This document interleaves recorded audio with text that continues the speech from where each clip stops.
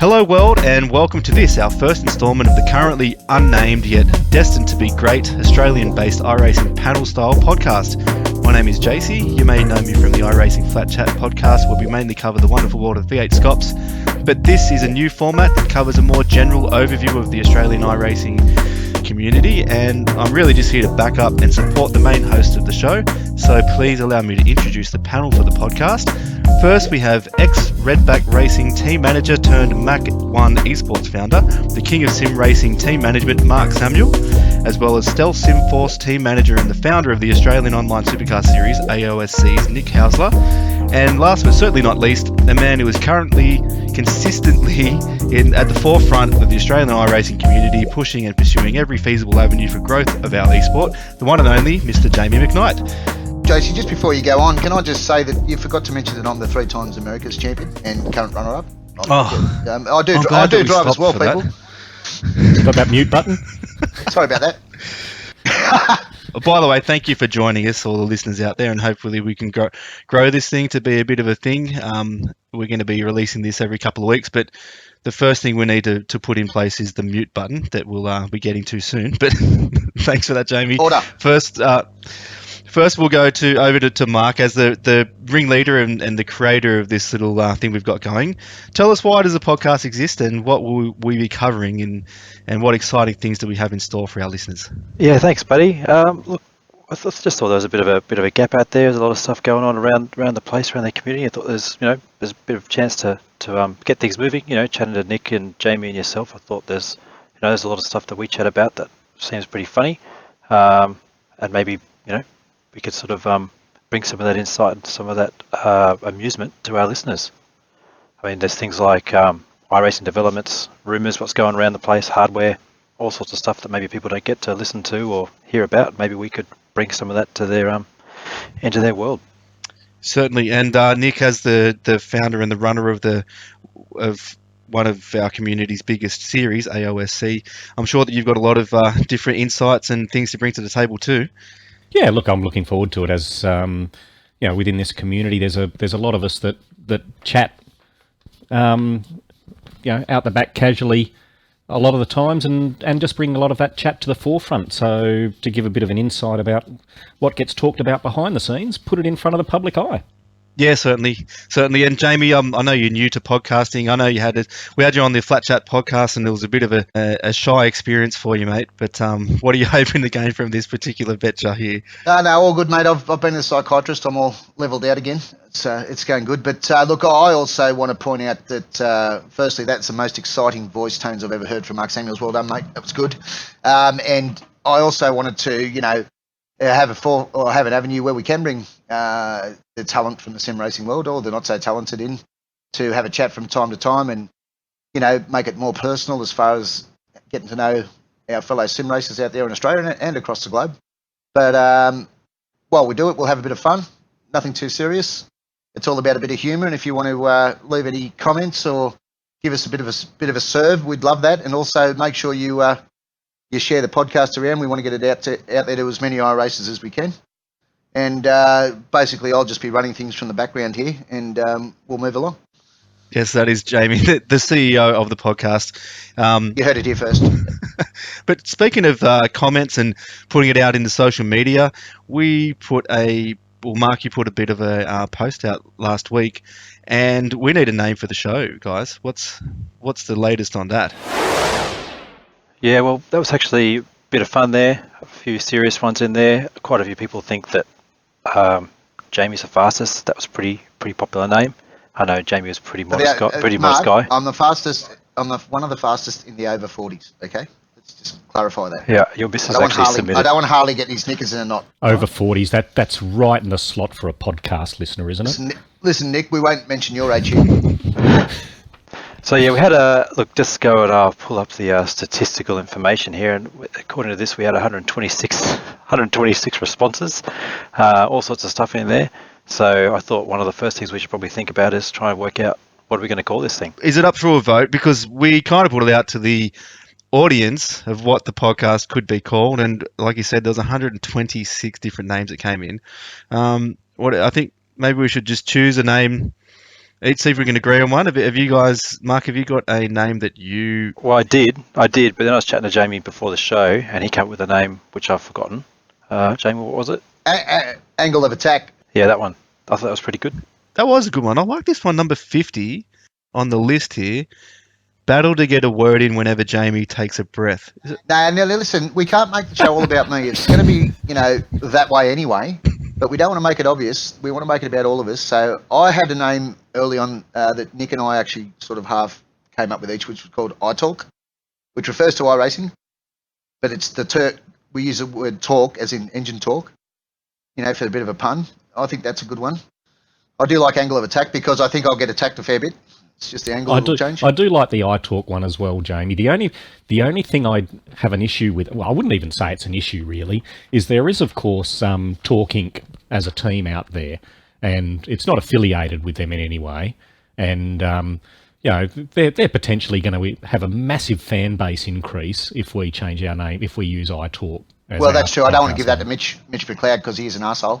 So, he drinks all my beer when he comes here and leaves the bottles on the table, so I get in trouble. So we won't. Yeah, that's a good point. We don't want to give Mitch any more credit than he's undeservedly got. Well, there's one here, another one about you here, Jamie. Mid-pack. That was actually about you, Mark, when I'm lapping you. But no, I think we should make it about what the program is. He left the door open. Inspiring too. Well, he left the door open and he shut it hard. Slammed my finger in the door, actually. Jamie, you seem to like the whatever name you came up with last. I noticed that's a trend. Angle of attack. Well, I reckon that's got my vote. Yep, that's good. So yeah, I'm fine with let's that. cut the last 5 minutes out of the podcast and call it angle of attack. So we're all in for angle of attack. Roger that. Okay, listeners, you have a name. The Angle of Attack podcast is what you're listening to right now. That's great. That's really If good. you're still with us. Yeah. All 4 people who are still listening, we've got a name. That's all our wives. That's the 4 of us. Right, well, so what I was thinking, boys, one of the things I wanted to get on this show is to get a few people on this show to give us a bit of insights into what's been going on. Well, you wouldn't want to just listen to us. That's a good idea. So if anyone, I think, Jamie, you said it before, if anyone wants to come on and, give someone a bit of a serve, give us a serve, tell us what they reckon.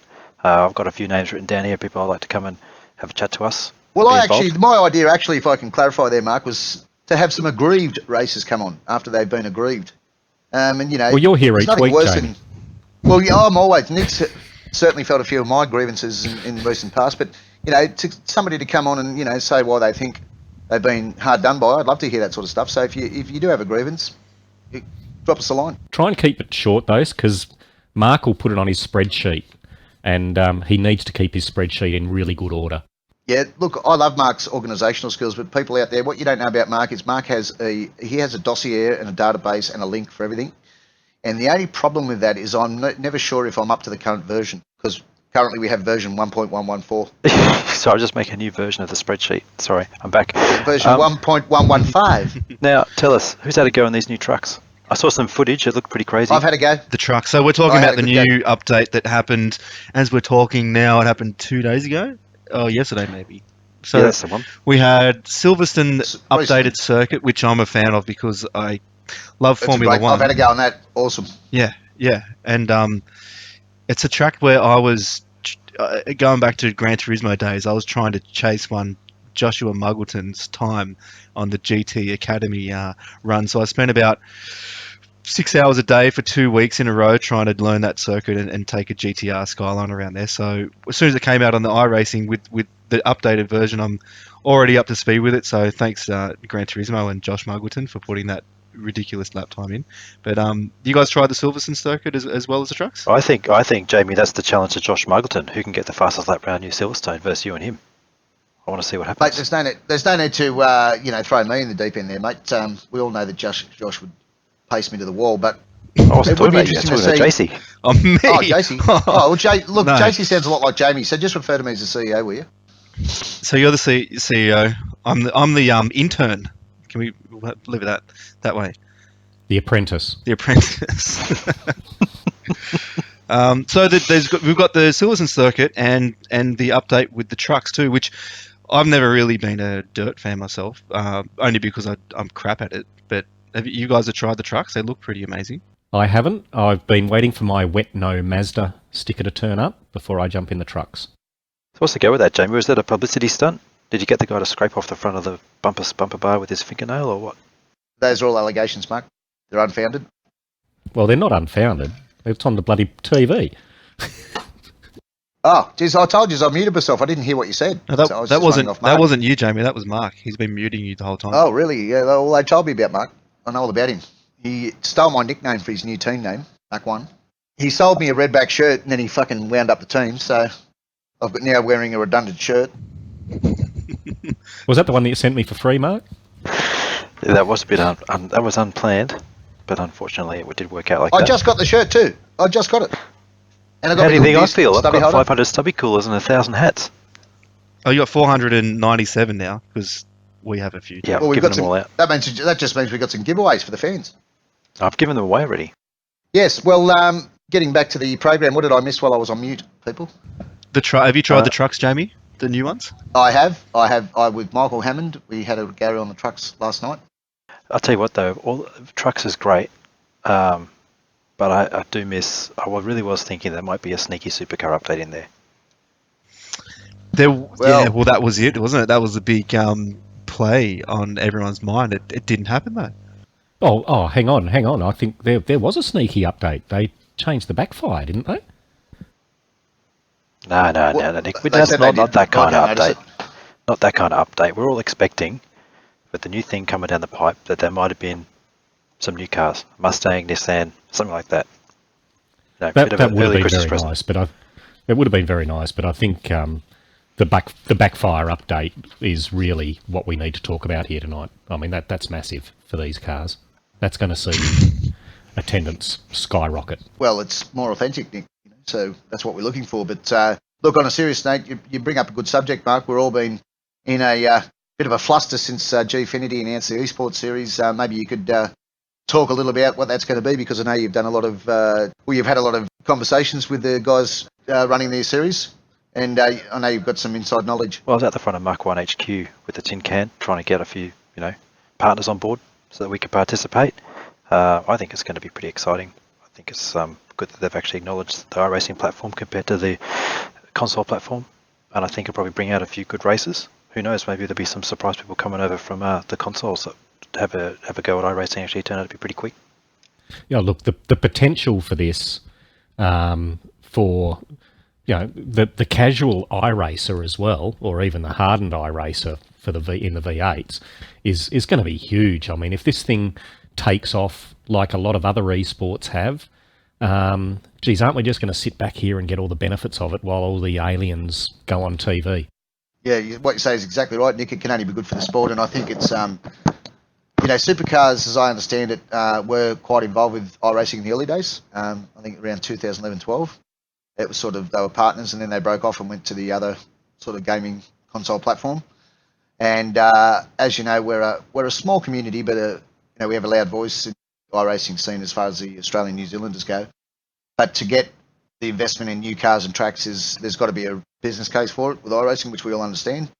And whilst we love our dated car of the futures, the FG and the Hold, the VF, we certainly, all of us have been praying in the last year or so to get some sort of update, whether it be the Mustang or the ZB, Commodore or the Camaro. And I think the exciting thing about partnering up with Gfinity is that's reinvigorated iRacing's need to update our cars, and I'm absolutely certain that sometime in the near to mid-term future, and in 2019 we will actually have a brand new Mustang and the new Commodore. So I think that's unbelievably good news, because I don't think it would have happened without the partnership with Gfinity, to be quite honest. Anybody else agree? I think also you look at what Porsche are doing with the their professional series they've got going on now. These brands are now seeing the benefit in partnering with someone like iRacing and actually making these things happen, rather than just getting some more smaller updates. We're starting to get these big cars, these big series, big publicity, big money. Can only be good. We can pick up a few crumbs. Okay, just throw it out here. Just tell me what you reckon, because I would say, at the moment it's about 85% Commodore and 15% Fords. What do you reckon the mix will be if we get the Mustang, the ZB, and the Nissan? I think it'll be a lot more Fords than there is now. I reckon it'll be 50-50. Why is it, do you think, there's a push for the Commodore? I mean, I feel like I'm surrounded by Ford fans, even though I really would side with Holden. Everyone I drive with bloody drives a Ford. But why do you think it is the Holden that's taken the lead usually? Probably because the Ford was here first, ages ago when it was only a Ford, and then the Commodore came over and because it was new, everyone jumped on it, and then they updated the Ford and brought that back in. So probably, I don't know, people probably just preferred the Commodore because it was different. I reckon the Commodore looks better. It paints up better. It'll be interesting to get. Got a better metallic layers. Much better. Thanks, Matthew Nethercoat. But if you're listening. Yeah, no, that is true. From what I've heard from more than one or more, iRacing painters, that the painting is a little bit better on the Commodore, but that surely can't be the only reason. I mean, from what I've heard, as a Holden fan, the Ford's easy to drive because of the bonnet scoop. You can aim up the apex easier. But yeah, that's what I like about the scoop. But usually after 1 or 2 laps, it feels like I'm driving a Commodore anyway with no bonnet. Yeah, look, I reckon that's all bullshit, really. I think what it is there's a lot more yobbos on the Aussie scene than you can imagine. That's why there's a lot more Holdens. And God love the yobbos. You've got to love the yobbos. But I try and drive the Ford as much as possible because it's a classy vehicle. But being in ERT, it's very difficult for me because I'm dominated by Holden lovers in the team, and I get bagged all the time. Me and Jordan Ross get constantly bagged when we drive the Ford. And we also get our paints last, which is why I drive the Commodore a lot. And apparently when we go to the new one, I'm banned from driving the Ford altogether, so I'll be a new Holden fan, so I'm joining the Obbos. Looking forward to it. Hey. Go Nissan then, mate. Go Nissan. The Nissan won't be coming, I don't think. We'll paint a Ford up for you, mate, in Mark 1. Come on over. Oh, that's a lovely offer of you, Mark. I'm sure that Brenton would love that. See me out on track in your colours. But, I think it's going to be such an exciting period for us over the next season, because during the mid-season, as you know, the big event, the esports event, will kick off. I believe it's in Melbourne, where the top 12 qualifiers will travel down to Melbourne and compete on, rigs that are unknown, the gaming rigs that they're provided with, and they'll race for the series. And, I'm hoping that at that point or soon thereafter, we will have our updated cars, and it'll just reinvigorate the whole scene, I think, and get participation back up. And with the new physics, and maybe a new time model, it'll create a whole new set of rules again that we all have to get used to. And I'm hoping that for me and Nick particularly, the new changes are very beneficial to our driving styles, because the current ones haven't been, and we'll get right up the front again. What do you mean again? I've never been there. I was trying to be nice, Nick. Nick's way down the back. With me, I'm down there. But you just mentioned the physics change. Do you think is that going to happen? Did I mention that? Yeah. I don't think I did mention that. Lucky we've recorded this so we can go back and find out. But I want to know. They've got to do something, Jason. Ladies and gentlemen, I withdraw that statement. Okay, well, I don't know whether that is going to happen or not. I haven't seen it. Let me tell you what the train of thoughts are out there for the people that don't know, JC. Some people think that what we will get is the current car with a new skin, and that would be good anyway. We'd all love that. At least it looks new.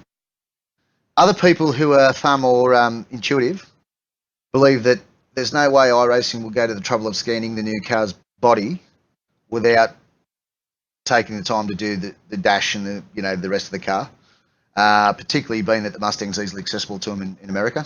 But in saying that, I believe that when iRacing does do things, they tend to do it right, because they don't do it too often. And my belief, and I don't know, but my belief is that we will get a whole new car, and particularly because the Mustang's got a different centre of gravity to the sedans.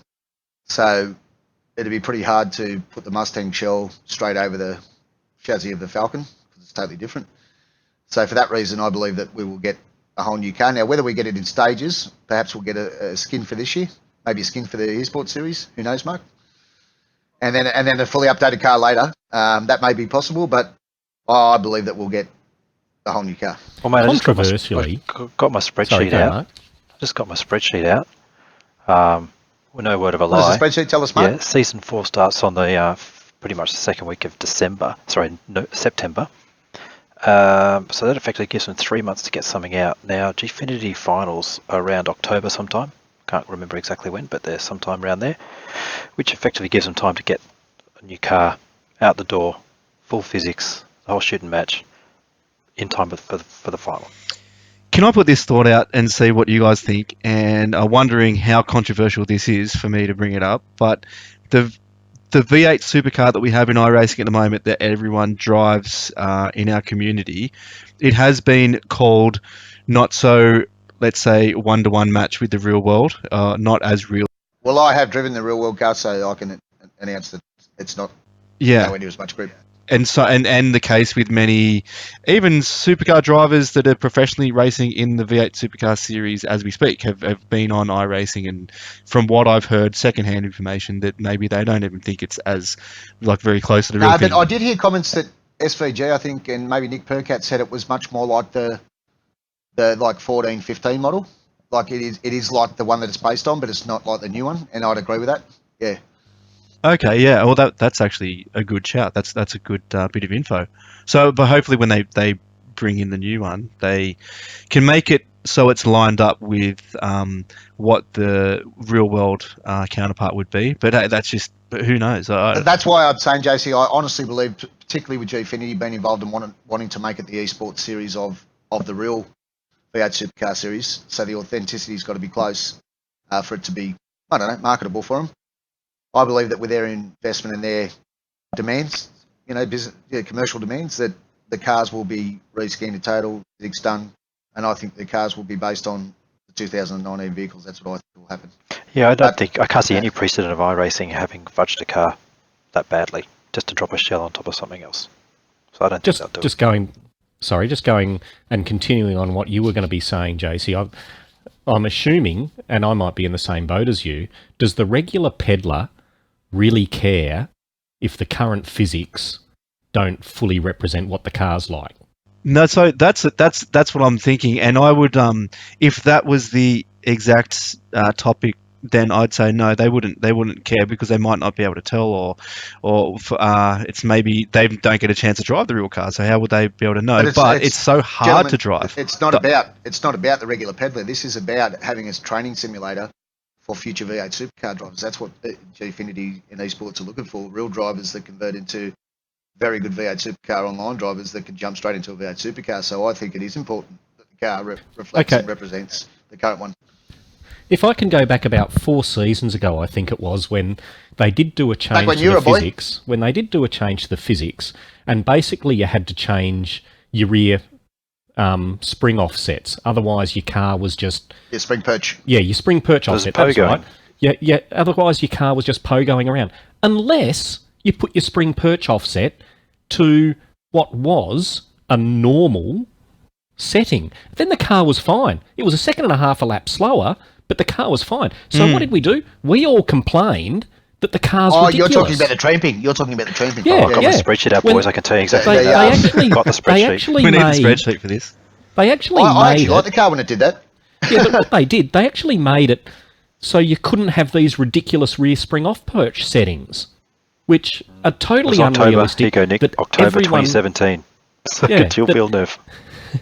That everyone was running these ridiculous rear perch offsets. The car was fine. They made it so you couldn't run ridiculous ones. The car pogoed. Everyone complained. They all wanted it to be more unrealistic and have unrealistic spring perch offsets, so the car was faster. I mean... What's your point, Nick? My point is... Yeah, I was just about to ask the same question. I was nearly asleep. My point is, they tried to make the car act more realistically, and everyone complained. They did, and I remember that, and it did make that tramping is very realistic in it, and I actually liked it. The majority of people said they didn't like it, so they switched it back to the previous physics. Yeah, so they made it more realistic and people complained. Well, let me tell you, the thing that this car does miss that from the ones I drove last year, and which I was lucky enough to do a few laps in, the thing that it misses is mechanical lateral grip. Like the newer ones stick to the asphalt like glue. Like they are much less taily. They're a lot more pointed. They will break loose, don't get me wrong, but they really have got a high threshold of torque they can take through the tyres.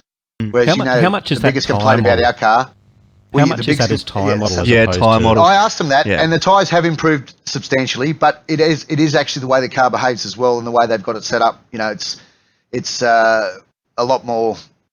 They've moved things around to make it a lot more, you know, balanced in the centre of gravity, and also, you know, the actual tyres don't flex anywhere near as much, so you get a lot more, side grip, which is really Okay, then. noticeable when you drive Okay, one. so let's hypothetical. They bring out a new car for Gfinity. Who's going to test the car, and will they be allowed to race in Gfinity? Oh, ART can't comment on Jared Filsell and Jamie McKnight. Just that. not about people ART in won't be particular, commenting on that. but just generally. Is that a problem? Somebody's got to do it, Yeah, I guess someone's got to do it. and I'd rather someone fast did it.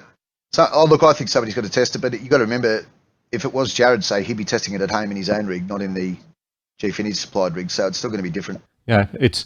I guess the point though, Mark, is that the data that the testers get made available to them. The real point is if they're allowed to compete, is that data going to be made available to everyone on the surface? Oh, look, I don't know what's involved in testing a car and if it provides you with an advantage, yes or no. I think reality is the fast cars are fast cars no matter what. I don't think if I was a beta tester, I'd suddenly start beating Jamie, although it's my lifelong dream to beat in all him. reality, yeah, it is, I know, and I'm very humbled that I'm your target. I really am. We'll chuck But- that replay up on iRacing Down Under of me overtaking Look, you ladies that and gentlemen, one let time. me just explain before Mark says it again. When I'd been racing for 2.5 months in the V8 at the start of 2017, I raced Mark Samuels at Oran Park in an event, and I led him for about 22 of the 23 laps, but in the second last lap he threw one up the inside, he sent it on me. I was just a lad that had just started. I think I'd just got my C-grade licence. My I rating was about 900, and he beat me. And ever since then, I've had to watch that replay ad nauseum, different times and at different places. I just get a message saying press this link, and there it is. So if you want to actually see the replay, ask Mark. He's got the link on standby. He can send it to you. No, and you'll see I'm pretty sure he my sent it to KRF me Commodore. before the podcast too, just so I could. Yeah, you'll see me in my KRF Commodore, and you'll see Mark in whatever Everyone's got it. shitbox he was running. And he did beat me, but it was only by about 100th of a second, but he got me. And he's always been very impressed about that. So well done, Mark. That's good. Hey- Oh, well, can we? Sorry, Nick, were you going to say something? Well, I'll quickly wind that bit up, and I'll say, look, definitely in 2017, Mark was the superior driver, but back on these physics. So let's say they update the physics. Bullshit. Let's say they Thanks, Nick. update the Thanks, physics so they are exactly replicate a supercar. They put it on. They give it to us, and we chuck the iRacing tyre model on it, and the car feels totally unrealistic to what the real physics are. So There's do a they new then tyre model coming. adjust? There's new Do tyre they then model adjust V7. the physics? Nick, let me to just work cut in with the there. Let me tell you tyres? something. Let me tell you something, mate. This is not just for iRacing. This is about life, mate. You would never, ever see a rainbow unless it rains some days, okay? So sometimes... Oh, you wrote that down beforehand, Jamie. You wrote that down Sometimes, before. You ladies and sent me gentlemen, the message an hour ladies and ago. gentlemen, sometimes to see the rainbow, we've got to have an icky day or two here and there to get it right. But I'm sure that in the end, the car will be absolutely wonderful, and it'll be very much like the one I was lucky enough to do a few laps in late last year. And let me tell you, we'll all be happy because a lot more people will be able to drive the car because they'll be able to put the throttle down. All I'm really getting at is that, going back to what JC and I were saying earlier, do we really care how realistic it is? Nick, can I be honest today? At your pace, you won't ever notice the time model. Don't worry, you'll be fine. Okay? So I do don't worry notice too it much. because it doesn't grip on the green bits, don't move over so far when Samuels is lapping you. and it goes really slow through the brown bits. Well, But all I'm saying is that you can have really good physics. They chuck in the iRacing tyres. So do they then adjust the car physics to the overall complete package, or do they give us the physics and say, bad luck, you've got these tyres to run it on? I reckon they tweak it as a package. listen. Skippy just got the new tyres. Didn't it? They're going through a new tyre model, car by car at the moment. So that's already happening. So they were going to get to the V8 anyway, but since they're going to build a whole new one, I'm sure that they'll just make that part of the new physics. I mean, when they do the physics, how hard is it to include the tyre data for it? That's all I'm getting at. Well, too. look, Mark Samuels can answer that question because he's the IT guru. Well, he'd have But a I think- spreadsheet with all the. I grip think levels I did and see tyre. an example of the mathematics involved in just the panel damage, the physics, the actual algorithms or the mathematical equations. And I can answer that question by saying fucking hard, Nick, very hard. But iRacing are experts at it, and I'm sure that they will do their utmost to make the whole car, as reflective of the current model, as I said, because the idea behind it is it's going to be a feeder sport into Gfinity and supercars. So iRacing are clearly experts at it, because I must admit, whenever I watch a V8 supercar race, I see cars running around with no bonnets and no front guards and no boots going really fast. Well, look, as I said, Nick, you never see a rainbow unless it rains, mate. So just cheer up a bit. So that's Jamie's words of wisdom. And as we push into the 35 to 40-minute mark of the podcast here, let's You're joking. bring it into.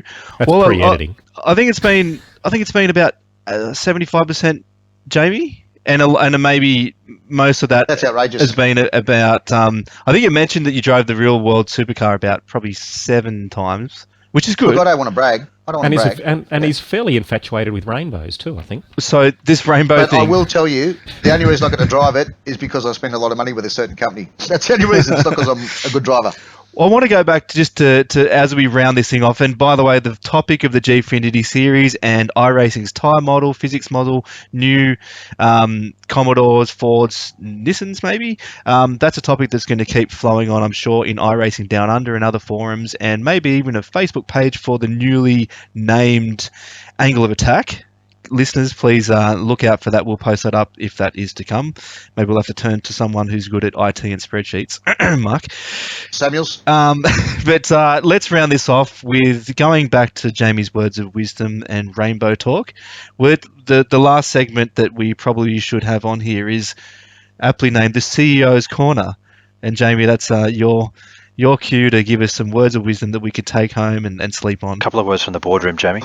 I don't really want to push my share of this segment up to 80%, but what I will say is that, Nick, I think that with this excitement coming along and with the amount of new iRacers hitting the scene, and we've noticed a lot of new names joining the V8s recently, I'm sure because of the focus on the new esports, and we'll probably see a lot more younger carders come up.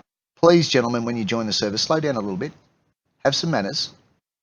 When you pull out of the pit lane, or out of the pits, please use your F3. And if you see the name Jamie McKnight, 027, within a second of you, get out of the way, because I get very frustrated and sometimes I swear a bit.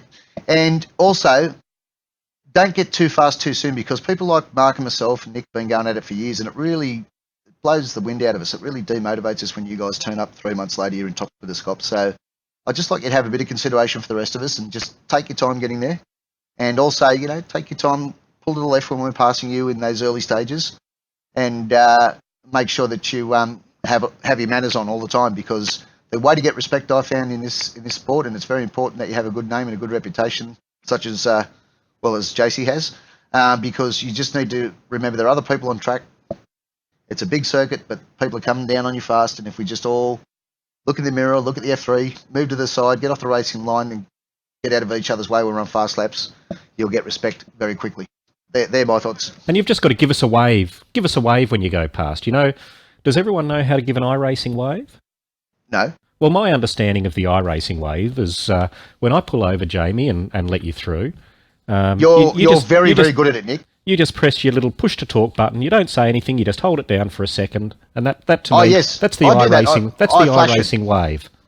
Yeah, or a quick thank you without saying it. You just flash your name. Yeah. With the chat button. Yeah, I see that Jamie yes, doing that a lot. Well pointed out. But I agree with everything you said, Jamie, and I think that actually is really real words of wisdom. But that part about, I think there's a technical term for it, was sympathetic slowness. Is that actually what you're asking people to do? They come on and just not be too fast? Look at it like this. Look at young Cooper Webster. I found him out on track. He only had a 3,000 I rating at the time. I was actually smashing him in a race at Phillip Island in the V8s. I thought he seems like a nice kid. We had a good battle. It was nice and fair. Had a chat with him. Next minute, he's in our team at PSS. Next minute, Jamie's sponsoring him in his little Hyundai because I like the kid so much. And he's a real racer. He's only 14 at the time. And then he comes across DRT with me. We go as a team, and we're about similar pace to V8. And he was quicker than me in the GT3 in the GTE car. But I don't know if you've watched Monday night's official race, but he absolutely flogged everyone at Spa. Heard. He's only 15 years old. It's so sort of funny because when we're practicing, he goes, "Sorry, Jamie, I've got to go and do my homework," or "My mum's telling me I've got to go to bed now." And you remember he's only a little kid, but what a talent. And all I'm saying is for us to have any fun in this sport going forward, we just need to keep that talent out of the sport as much as possible. Or we need to create a new league for us blokes over 40 so we can have our own dice. But more on that down the track. I think we will get to that stage. But, there is a lot of talent in the Australian racing community. In all sincerity, being a young motorbike racer when I was younger and having a fair bit of talent but no one to support me, my dreams were squashed fairly quickly after a season or two because I just didn't have the money to race. And we all know how hard it is, even guys like Ethan Griggold, who won the ADS drive this year, the BR86, and unfortunately ADS fell over and that drive fell over as well. And we all know how hard it is to get companies to support giving you a platform to see your talent. And I think that with what Gfinity's doing, people like Cooper Webster, how lucky is he? I mean, he's lucky he met me, firstly, let's be honest. Right? I've been good to him. But, Gfinity's going to give people like him and Phil Sell and, Brett Loxton and all these guys who are really quick on the sim, Jared and even Madison, guys who are really good at this, they're going to get seen by V8 supercar teams. Their talents are going to be able to be, put on show.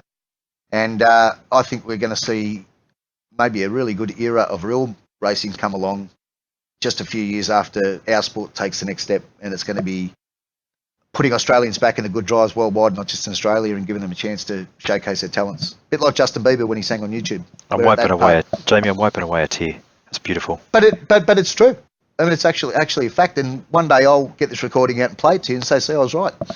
So your voice just woke me up, Mark. Yeah, but first, before you can do that, Jamie, you asked me over to your house to fix your computer. I thought it was the CEO's comments here, boys. Yeah, I thought it does sound very CEO-ish. I thought we had a timer.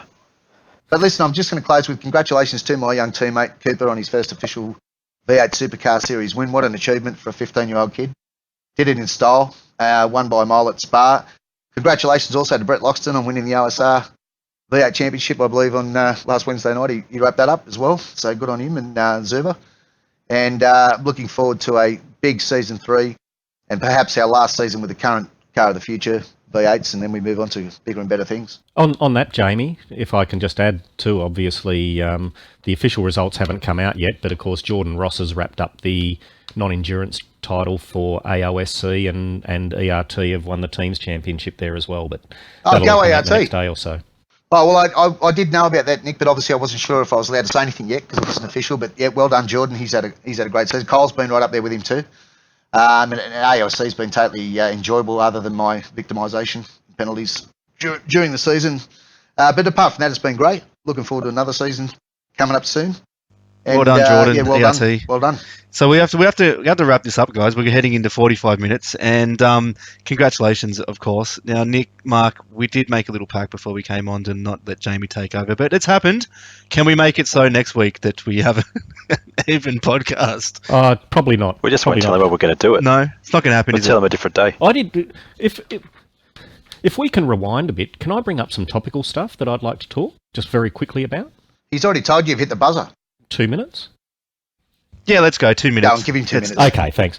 I think, mate, to me, the biggest news outside of what's happening with the V8s was Josh Rogers. He won the Le Mans 24 hours by 26 hours, I think. Love him. So what an awesome drive by him. Rogers. And shout out to him and his teammate for that fantastic result. Well at done, Le Mans. Coanda. Yeah, great result, yeah. And Forzan, what's going on? Out of trick, off to Mega Black. Forzan's full-on to Mega Kiwi Black team. Mm-hmm. So, you're joking. No, that was happened. announced today. So that's a massive coup for those guys over Wow. at Mega Very Black. under the I didn't radar. know. It was very under the radar, that announcement. The Mega Black, run by Scotty Briscoe, I know Scotty pretty well, and he just put that in a sneaky little post where he popped it in there right at the end, much like your team boss there, Brenton O'Brien, stuck in the Jared Philsole movement a few months ago, Jamie. But yeah, Very classy. yeah, Scotty's done the same thing with Forzan, but yeah, it's a thing. Forzan Well, good on has moved. Forzan. He's a previous teammate of mine. I've spent a day with him in New Zealand. Love the kid, so good on him. Well done, and good luck, Forzan. So that's massive for them. But what it also leaves is, I'd imagine that Mark added onto his spreadsheet as soon as he saw that was call Ross Rizzo. I think He's already on the phone, I think. yeah, There's a spreadsheet about I think that. Yep. Ross and Forzan were the only guys that ran the V8s in trick. I'm pretty sure, full time. Oh, Anyway, there's Scott Sazowski also moved over, and okay. Michael okay. Healy did a little bit, I think. Michael Hilly Yeah, was in yeah. the last Cops race, I think. Yep. So anyway, I'll try and keep it brief. Well done to Mega Black for getting Forzan over there. I know that'll make David Sanford happy, and he might stay at a team for a bit more than a week now, won't he? Well, it's very important to make Sanford happy. Good on you, David. Love you, buddy. It might mean another week before he's looking for another team. Listen, Nick, and the last he's been thing very I had stable here, for the last 2 months. the last one I had here was I saw Delta Force Racing launch their new liveries and the like today as well, and they look on point, and they've got CPR on board as a major sponsor as well. And look, CPR, they probably deserve a bit of a shout out. They've been a long-standing supporter of teams and series within iRacing, and without the support of blokes like CPR and obviously West End Mazda, we wouldn't be as professional, and the cars wouldn't look as good as they were, and the series that are being run by people wouldn't be as prolific as they are as well. So well done to Delta Force on their new car and getting CPR on as a sponsor for them. That's it for me. Yeah, top job. On West End Mazda and Jamie, I just wanted to bring up one of the names that was suggested, number 93, by my very, very good friend and Flat Chat podcast co-host Christopher Cassie. He wanted to call this podcast here West End Mazda Presents, the West End Mazda Sim Racing Podcast, brought to you by West End Mazda. That is a lovely gesture. The name's just too long for me. That's mainly what it came down to. And I think everybody knows, it's not just me, it's also my quite under-the-radar business partner, Adam Dodd, who also races quietly. He's not as out there as me. He's quite a shy guy that you'd imagine he'd have to be to get on with me. But I don't think he is shy, Jamie. I just don't think he can get a word in. He doesn't, but he's happy to listen. I talk to him all day and he just sits there and goes, yeah, he loves it. He has a smile on his face, really enjoys it. But have you checked if his hearing aids on? West End, shut up, Nick. Well, I'm one of your sponsors too, remember? But West End Mazda has also become Parramatta Isuzu Ute last month, so you'll see a fair bit of branding in the new series coming up under the Parramatta Isuzu Ute banner. So we're very proud to have Isuzu on board as well. Fantastic. Isuzu. They're a good truck. Isuzu for your driving bad. All right. Listen to this bloke, will you? On that note, guys, shall we wrap this up? Well, Jamie, what have we got coming up next time? Yeah, let's. Can we bring a spreadsheet out? Don't forget, trendsetters and fans. Make sure you send in and tell us what you want to hear. Well, I thought we would. One of the things we've got written down here is that we've got the old spinny wheel. So anyone that wants to chuck in a topic, just chuck it in the comments section, and we'll chuck it on the spinny wheel. Random number generator. We might just talk about that live. Trying to get a few community guest people to come on. Just got to try and work that out. Have you got people lined up? I think you had some potentials lined up. Have we got any confirmed ones for the next few episodes, Mark? I've got a lot of knockbacks. No, not at the pub. I'm talking about for the podcast. No, they're knockbacks. They just don't know how good this podcast is yet. We'll show them. It'll be fine. I could get 100 on here within a week, so don't worry about that. Was that all the ERT employees that Brenton's employed over the last 3 weeks? 100 people? Well, it's funny you say that. I've heard the rumours, and I actually heard that David Stanford referred for me as that guy, Lance Stroll. He calls me the Lance Stroll. He calls me the Lance Stroll of iRacing, and there you go, David. That is a killer comment of the week, David Stanford. David actually doesn't know. I hear everything he says about me, but it's all good. I love him. He knows I love him. Right, he's in the green room. Let's get him in. I think he thought that might have been an insult, but I actually took that as quite a compliment. Does that mean Jordan Ross is your Sergio Perez? Well, Jared Filsell might be, in that. I know the rumours around there that apparently I've delivered a brand new Mazda to Jared Filsell, so he drives for ERT. Jordan Ross is, driving a company car, I've heard. Look, the fact of the matter is that once they all knew I went to ERT, Cole Stokes, Jared Filsell, Jordan Ross, James Scott, they all wanted to come with me, like Cooper. I didn't have to give them anything. That's the truth. But if everybody thinks I've paid them hundreds of thousands or cars and all that, that's good too. I don't mind. But the truth is, they all just heard McKnight and Cooper Webster have gone to ERT, something's brewing, and we're going too. That's what happened. No, it's just for the new Logitech mouse. That's why. Thanks, I'm going to get one delivered to my local Mazda dealer. Exactly. I'm going to send it on the warranty truck. Can you get me one with the? I've got a Logitech one at the moment with the ball at the Listen, top. Nick, I'll get you the top of the range one. Like I've got the top of the range. It's got buttons on it everywhere. Do you know how to use that? Use it the right way up, Jamie. No. Apparently you can use it like a gaming mouse. Like it's got all these. Looking at it now, it's Logitech, and it's got like F12 and F2 on the side. And sometimes actually, when I'm in the middle of a race, I hit one of them and it exits me out. Like all four. I've got to work out which button that is. Nick, you'll have to start playing Fortnite now as well with that mouse. Oh no. I got two kids that are on that. That's guys. I don't think anything we had listening they're probably left. Okay, let's Yeah, that's true. But, wrap don't this worry, up. listen, Josie can edit that part out anyway. It's all good. I'll edit out a little bit. I don't think there's much to edit out. I want to make this one a non-editable podcast. Listeners, if you're still listening, thank you very, very much for being part of our first excursion into the podcast realm. And we will be back in 2 weeks. So it's every fortnight. Mark mentioned the spinny wheel, which will be one of our main segments where we set out some posts and try and get some topics that we see. We might even scroll through the iRacing Down Under forums and find out what's happening out there, like we usually do anyway. But this is the forum for us to actually talk about it on the podcast. So please stick with us. And gentlemen, thank you very, very much for being part of this show. And let's come back and do it all again in 2 weeks. Good on you, JC. Thanks, JC. Thanks, Jamie. Yep. Thanks, Mark. Thank you, gentlemen. See Thank you in you your so much. spreadsheet in 2 weeks' time. No, we'll see before then, Nick. But well done, boys. And don't forget, fans, make sure you send us in what you want to hear about on the next shows, and we'll make it happen.